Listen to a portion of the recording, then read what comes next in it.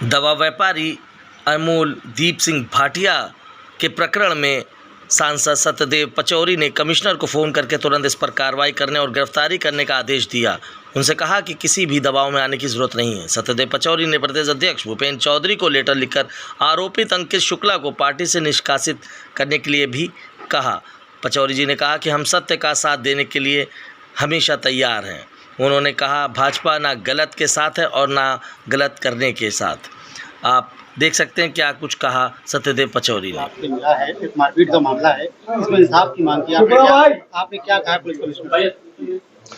देखिए, मैंने police commissioner ने ये कहा है कि जो कार्रवाई सत्य के आधार पर हो, कोई दबाव में आने की जरूरत नहीं है। अगर अपराधी है तो अपराधी है, उसने गलत किया है तो उसकी सजा हो। और इसलिए मैंने उनके बधाई भी दी है क्योंकि उन्होंने 25,000 हजार का इनाम घोषित किया।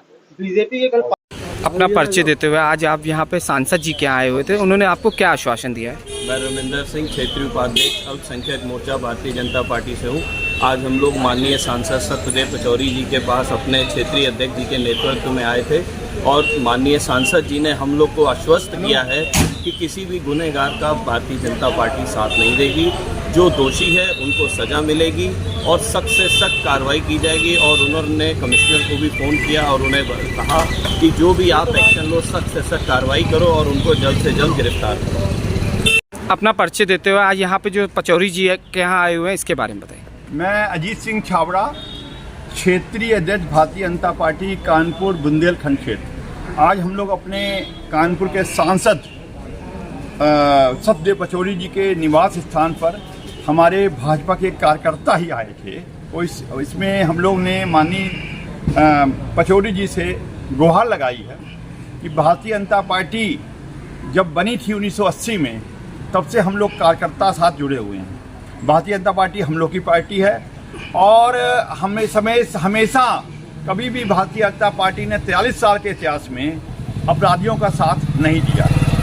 आज कुछ एक घटना घटी जिसमें हमारे पार्षद जी के पति उनके साथ जो भी घृणित कार्य किया है, एक सिख युवक जो बिल्कुल अपने एम्प्लॉय से भी ऊंची आवाज में बात नहीं करता था, बहुत ही भला आदमी।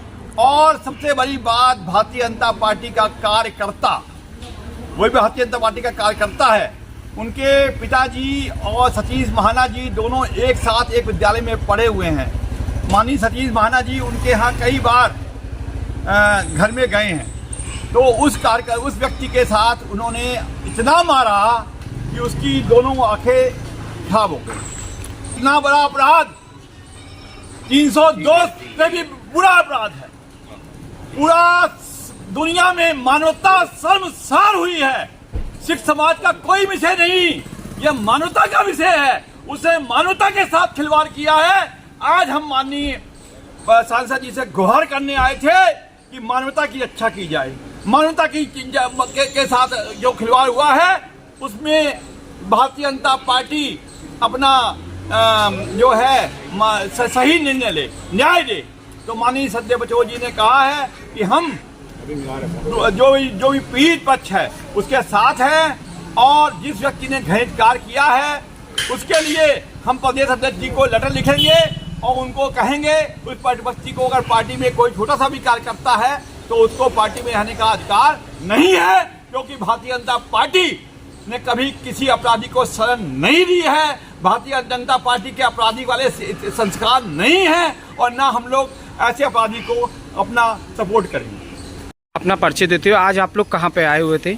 मैं प्रदीप सिंह भाटिया आज माननीय सांसद सत्यदेव पचौरी जी के यहाँ आया था और हम लोग अपनी बात उनके सामने रखी कि ये जो हुआ है, दर्दनाक घटना घटी है, इसके लिए सांसद जी हम लोग का सपोर्ट कीजिए, हम लोग का साथ दीजिए।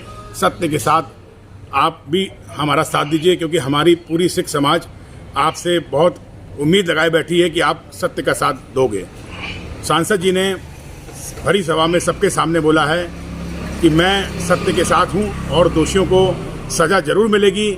इसके लिए चाहे कुछ भी हो जाए, ये सरकार बेईमानों के साथ नहीं खड़ी है।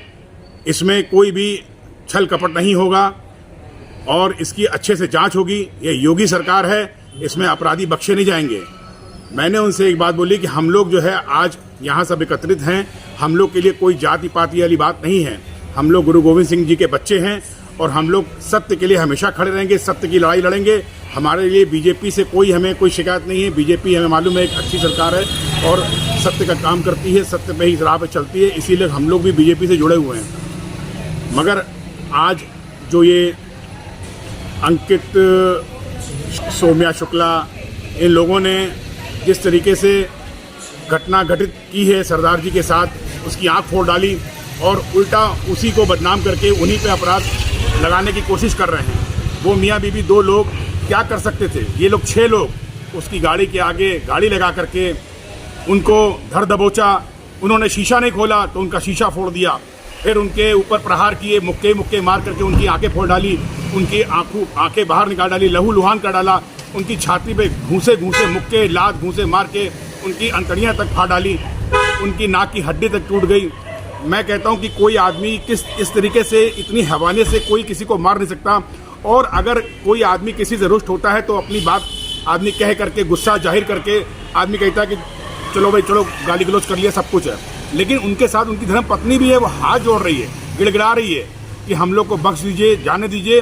और वो इतनी गंदी तरीके से वहाँ पर ऐसे आपराधिक के लिए आप लोगों की क्या मांग है? जैसे हैं ऐसे आपराधिक लोगों के लिए आपकी क्या मांग है?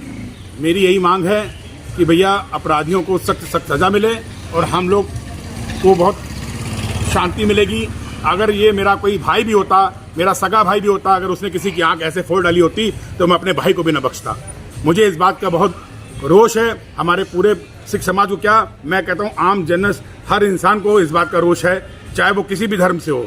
अगर वो सच की राह पे चलेगा तो उसको गुस्सा जरूर आएगा, क्योंकि ये बहुत दंडनीय है, बहुत ही इसकी नंदनीय है। इसकी जितनी मतलब उतना कर दूँ।